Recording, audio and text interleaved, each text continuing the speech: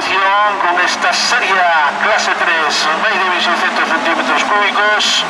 Ahí tenemos pilotos en pista, una primera línea de parrilla de salida que estaba integrada por David Moreira Parga, el número 23, Álvaro Freire Vilar, número 30, Antonio López.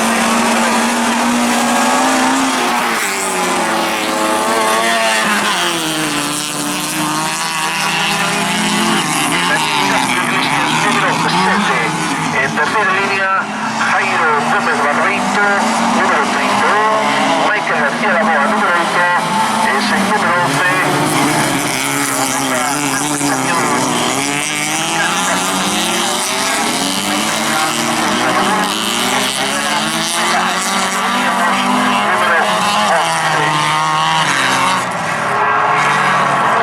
Parrilla de salida para Serie B.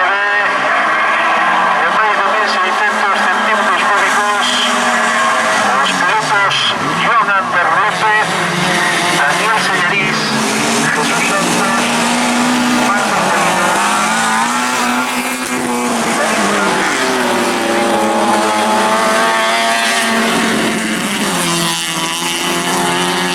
15, 36, 4,